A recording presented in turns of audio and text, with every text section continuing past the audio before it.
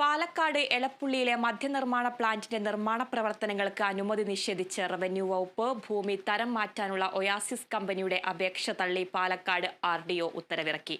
വിവരങ്ങളുമായി അതുല്യ രാമചന്ദ്രൻ ചേരുന്നുണ്ട്. അതുല്യ, വാർത്തയുടെ കൂടുതൽ വിശദാംശങ്ങൾ എങ്ങനെയാണ്? ആതിര, നിലവിൽ എലപ്പുള്ളിയിൽ നിർമ്മിക്കാൻ വേണ്ടി ഉദ്ദേശിച്ചിട്ടുള്ള മദ്യനിർമ്മാണശാലയ്ക്ക് കണ്ടെത്തിയിട്ടുള്ള പദ്ധതി പ്രദേശത്തിന് ഭൂമി തരം മാറ്റിക്കൊണ്ട് അവിടെ നിർമ്മാണ പ്രവർത്തനങ്ങൾ ചെയ്യാനുള്ള അനുമതി ഒയാസിസ് കമ്പനിക്ക് നൽകിയിട്ടില്ല എന്നാണ് അറിയാൻ കഴിയുന്നത്. പാലക്കാട് റവന്യൂ ഡിവിഷണൽ ഓഫീസറാണ് ഈ അപേക്ഷ തള്ളിയത്. നിലവിൽ ഈ പദ്ധതി പ്രദേശത്ത് 24 ഏക്കർ ഭൂമിയാണ് ഒയാസിസ് കമ്പനി ഈ പദ്ധതിക്കായി കണ്ടെത്തിയിട്ടുള്ളത്. ആ 24 ഏക്കറിൽ 4 ഏക്കർ കൃഷിഭൂമിയാണ് എന്ന് നേരത്തെ തന്നെ പരാതികൾ ഉയർന്നിരുന്നു. എലപ്പുള്ളിയിലെ ഡാറ്റാ ബാങ്കിൽ ഉൾപ്പെടുന്ന 4 ഏക്കർ കൃഷിഭൂമിയാണ് ഈ 24 ഏക്കറിൽ ഉള്ളത് എന്ന് നേരത്തെ തന്നെ പരാതി ഉണ്ടായിരുന്നു. ആ 4 ഏക്കറിൽ നിർമ്മാണ പ്രവർത്തനങ്ങൾ അനുവദിക്കുന്നതിന് ഇളവ് വേണമെന്നും ഭൂവിനിയോഗ നിയമത്തിൽ ഇളവ് നൽകണമെന്നും ആവശ്യപ്പെട്ടുകൊണ്ടാണ് ഒയാസിസ് കമ്പനി അപേക്ഷ സമർപ്പിച്ചിരുന്നത്. എന്നാൽ ആ അപേക്ഷയാണ് ഇപ്പോൾ പാലക്കാട് RDO തള്ളിയിട്ടുള്ളത്. എന്തായാലും അവിടെ നിർമ്മാണ പ്രവർത്തനങ്ങൾ നടത്താനായി റവന്യൂ വകുപ്പിന്റെ അനുമതി നിലവിൽ ലഭിച്ചിട്ടില്ല. മാത്രമല്ല, നിലവിൽ അവിടെ കൃഷി ചെയ്യുന്ന ഭൂമിയാണ്. അതുകൊണ്ട് തന്നെ അവിടെ കൃഷി തന്നെ തുടർന്നും ചെയ്തുകൊണ്ട് പോകണം എന്നാണ് അറിയിച്ചിട്ടുള്ളത്. അതിനു വേണ്ടി ഒരു കൃഷി വകുപ്പിന്റെ ഓഫീസറെ ചുമതലപ്പെടുത്തിയിരുന്നു. ആ സ്ഥലം സന്ദർശിക്കുകയും ഈ പറഞ്ഞ 4 ഏക്കറിൽ എവിടെയെല്ലാമാണ് കൃഷി നടക്കുന്നത്, ഇപ്പോഴും കൃഷി തുടർന്നു പോകുന്നുണ്ടോ മുതലായ വിവരങ്ങൾ അന്വേഷിക്കണമെന്നും അത് ധരിപ്പിക്കണമെന്നും പറഞ്ഞുകൊണ്ടൊരു കൃഷി ഓഫീസറെ നിയോഗിച്ചിരുന്നു.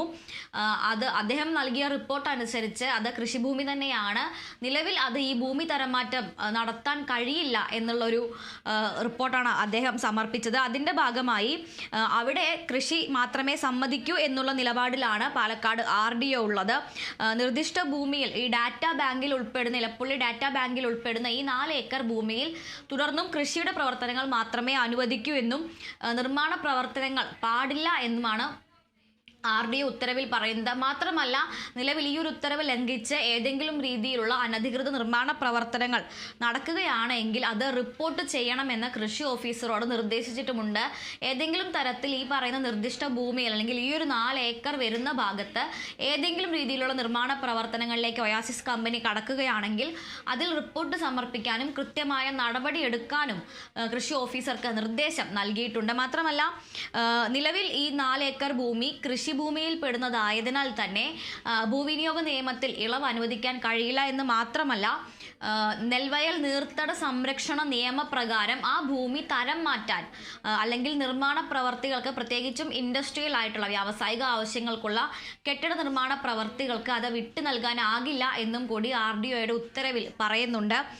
എന്തായാലും നേരത്തെ തന്നെ ഇത്തരത്തിൽ ഇത് കൃഷിഭൂമിയാണ് എന്നുള്ള ഒരു പരാതി ഉയർന്നിരുന്നു. എന്നാൽ ഗവൺമെന്റിന് ഈ ഒരു മാസ്റ്റർ പ്ലാൻ നൽകുന്ന സമയത്ത് ഈ കൃഷിഭൂമി ഒഴിവാക്കിയാണ് ആ ഫാക്ടറിയുടെ അല്ലെങ്കിൽ ആ പ്ലാന്റിന്റെ മാസ്റ്റർ പ്ലാൻ സമർപ്പിച്ചത് എന്നാണ് ഒയാസിസ് കമ്പനിയുടെ ഒരു വിശദീകരണം എന്ന് പറയുന്നത്.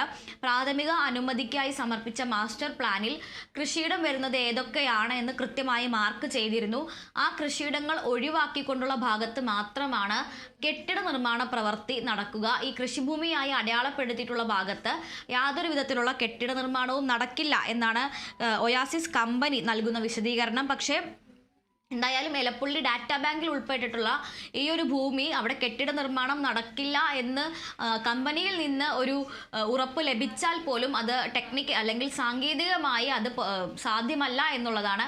മാസ്റ്റർ പ്ലാനിൽ ഈ 4 ഏക്കർ ഉൾപ്പെടുന്നുണ്ട് എന്നുണ്ടെങ്കിൽ നിലവിൽ ഇപ്പോൾ മുന്നോട്ട് വെച്ചിരിക്കുന്ന ഭൂവിനിയോഗ നിയമവും അതുപോലെ തന്നെ നെൽവയൽ നീർത്തട സംരക്ഷണ നിയമവും പ്രകാരം ആ 4 ഏക്കർ യാതൊരു വിധത്തിലും വ്യാവസായിക ആവശ്യങ്ങൾക്കുള്ള നിർമ്മാണ പ്രവർത്തനങ്ങൾക്ക് ഉപയോഗിക്കാൻ കഴിയില്ല എന്നുള്ളത് തന്നെയാണ്. എന്തായാലും അതിനെതിരെ ഇപ്പോൾ ഒയാസിസ് കമ്പനി അടക്കം പ്രാഥമികമായി അനുമതി ലഭിച്ച സമയത്തെ മാസ്റ്റർ പ്ലാൻ അടക്കം മുന്നോട്ട് വെച്ചുകൊണ്ട് വിശദീകരണങ്ങൾ നൽകിയിട്ടുണ്ട്.